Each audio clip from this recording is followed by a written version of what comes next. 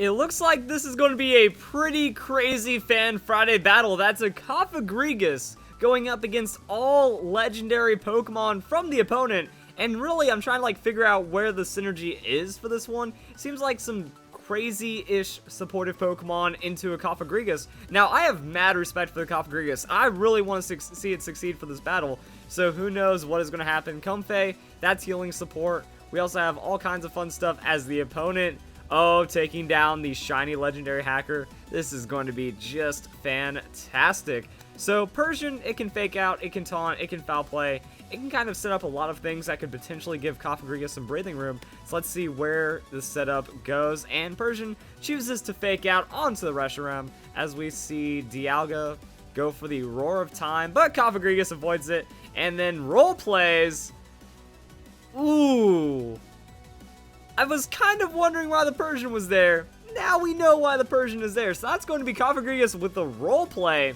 You see that from time to time. And that's just dirty. That's dirty in the best of ways. So also, Alolan Persian has a solid amount of speed, which means that you can use that Snarl to now come in and make even more happen. So Snarl after Draco Meteor, Persian survives. And that's going to be the Roar of Time now connecting. But after that special attack drop, it's not going to be too insane for the Cofagrigus. And that's going to be a Citrus Berry.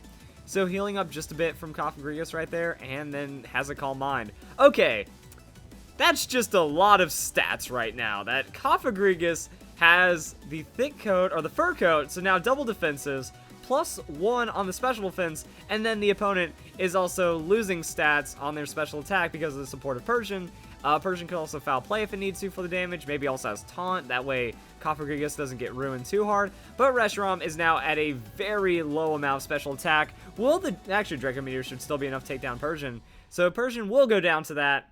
Reshiram is in a state of pretty much no damage, and Cofagrigus is gaining stats. So +2 on the Calm Mind, double special defense, double defense. And I'm wondering if it's hit point special attack, because it seems like Cofagrigus took a little more damage than I would have expected. So I would go hit points, special defense investment with defensive nature with this setup. But let's see what happens. And then Tapu Fini can come in and just provide extra support. Misty Surge means that there's not going to be status on the Cofagrigus. And let's see where the damage options go after it gets all those Calm Minds. So extra sensory doesn't really do anything anymore. Reshiram's at 0 damage. So another Roar of Time from the Dialga. This one is going to be a lot more tanked up, and Cofagrigus going to keep Calm Minding in the face of all of this damage. Finny did flinch, because that happens sometimes from the extra sensory, and that's going to be leftovers on the Finny, so still providing a solid amount of support, or not solid, just being tanky. Hasn't done anything supportive yet, but Reshiram has Fusion Flare now. So going to mix up the Fusion Flare damage at minus a lot into Tapu Fini. Not very effective. Doesn't do much. Dialga, it's just spamming down the Roar of Time right now. It wants Cofagrigus gone, but the amount of damage does not change any of that. Muddy Water gets the double miss. Yep, that's what happens when you run Muddy Water these days. You know, you're just always missing, but more Calm Minds for the Cofagrigus. And then leftovers. Tapu Fini pretty much at full hit points. I just was the opponent should switch, but then that's a full free turn for anyone. So I mean, really the best bet is just kind of sitting in and hoping for a crit to ignore everything. But Cofagrigus literally took 3 damage or 4 damage from a Draco Meteor from Reshiram. And that's going to be the support I was looking for. So Heal Pulse comes through on to the Cofagrigus, and Cofagrigus decides, I've Calm Minded enough, let's throw down the Shadow Ball, and let's do some serious damage to the Reshiram, as Dialga still doesn't really have much to do for itself in either. So that's going to be a withdraw on the Dialga, and going into the Yveltal, bring in that Dark type to try to do something to Cofagrigus. But here's the thing, if Yveltal goes for a Sucker Punch, or anything, Cofagrigus already has the fur coat, so it's going to be taking reduced damage there. Pretty much, Cofagrigus is in a very good position, and the Fusion Flare still doing no damage. But Muddy Water comes through, so that's going to connect onto the Reshiram and finish off Reshiram. Yveltal taking a little bit of damage, which should help out the Cofagrigus as it goes for the Shadow Ball. So, seems to be only Shadow Ball in the Cofagrigus that can be fairly risky. But in a double battle, there's less to worry about, and it kind of just happens. And the opponent also showing the Xerneas right now. Even if Xerneas goes for like insane amounts of stat boosting, still not going to be enough in the end. And Xerneas has the Geomancy. No C Geomancy either. Could have gone even plus more on the stats, but that's going to be Yveltal with the foul play.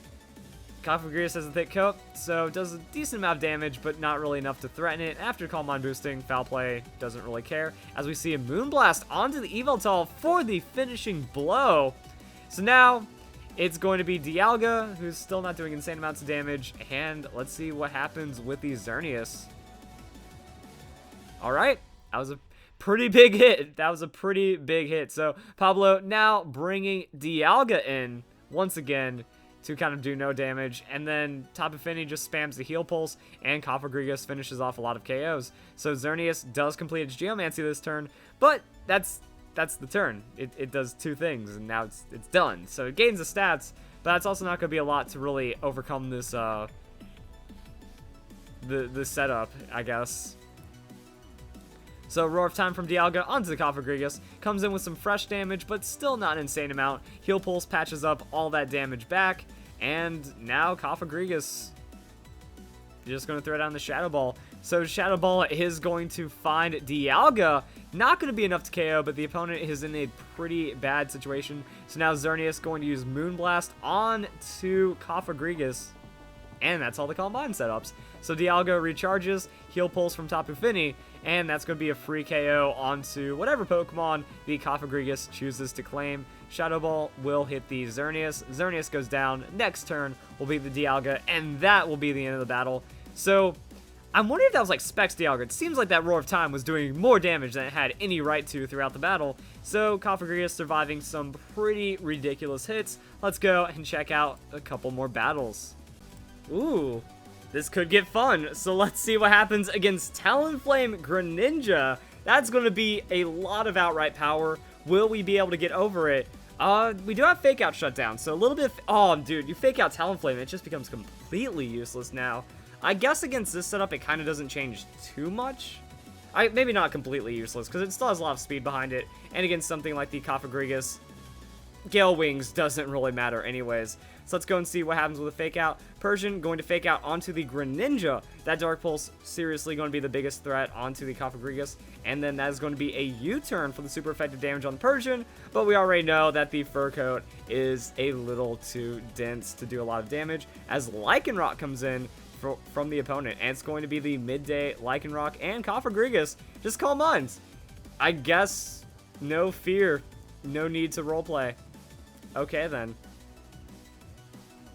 So now we're going to see Persian with the Snarl, and that is going to reduce the damage from the Greninja. Let's see what Greninja can do now. It's actually doing less than half damage to the Cofagrigus right now with the +1 Calm Mind and then the minus, but it's going to be a Night Slash. So physical damage that the Cofagrigus did not expect, critical hit, insanity right there. But that's going to be the Citrus Berry, giving Cofagrigus a little bit of health back, and Lycanroc is going to Brick Break onto Persian, but Persian still pretty bulky, and Cofagrigus is going to find the roleplay right now. So that's going to be the Fur Coat. I think Fur Coat is coming in at the right time against this Greninja, as Persian also has the Parting Shot. Oh, just a little bit of extra filth to make sure if there's a physical attacker, Persian can shut that one down as well. So now Greninja not going to be doing any damage, and Comfey comes in for the priority healing. And Greninja's Night Slash going to turn it around. So Greninja Night Slash on the Cofagrigus. After all that reduction, not too bad. And Lycanroc Brick Breaking into a Fairy typing. So now Comfey has a lot going for it, and Cofagrigus going to get the Calm Mind down. So gaining those defenses, or gaining the special defense, gaining the offenses, and can turn it around at some point.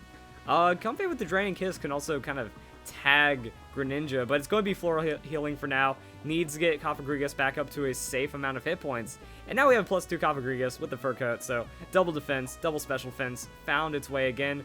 Greninja's going to U-turn onto Comfey to peace out this time. Doesn't like having those lowered stats, so Greninja's being switched out, and that's going to turn into a Gengar, but with the Calm Mind stats. The super effective Shadow Ball kind of loses the hit, as Crunch from Lycanroc not going to drop Cofagrigus below half, and that's going to be a Calm Mind. So Comfey Floral Healing once again. Shadow Ball onto Gengar would be absolutely devastating at that +3 range. So it looks like this battle is pretty much over. I can't really see anything the opponent can do to take down this Cofagrigus. And boom, full health, just like that. So, I mean, the supportive capabilities of that Comfey are pretty ridiculous when you have a big threat that needs to be focused. Like, hey, when do you hit the Comfey? Well, there's really no good time to hit the Comfey. Like, that's double focus on the Cofagrigus. Comfey heals it back up, but then Cofagrigus gets a free Shadow Ball and remains at full hit points if you don't focus it. And Gengar dies. So now, it's going to be like Greninja coming back in, maybe the other Pokemon. Greninja showing to not be a crazy threat. Talonflame, it's still going to be susceptible to just getting blown up, and then the fur coat kind of makes it better. So Comfey just kind of chilling on the side, spamming that Floral Healing, and then Top Affinity can come in, and then it can go for the Muddy Water, get a lot of damage, and then Heal Pulse and do whatever. So Talonflame using that Brave Bird, and the Brave Bird is going to target Comfey. So Comfey needs to be removed according to this Talonflame. That's going to be a little bit of damage from the recoil, but Comfey looks like it's sitting on a Confusion Berry, so it goes and gains a lot of health back, and then Lycanroc kind of committing Sat Crunch, maybe gets a defense drop. There it is. And then maybe gets a bit more damage across, but the Shadow Ball is going to target the Talonflame +3 Shadow Ball after the damage from recoil from Brave Bird, and Talonflame will go down. So now it's Greninja and Lycanroc, and Greninja doesn't have much hits on the Comfey, Lycanroc doesn't have, so just kind of double focus on the Night Slash and everything.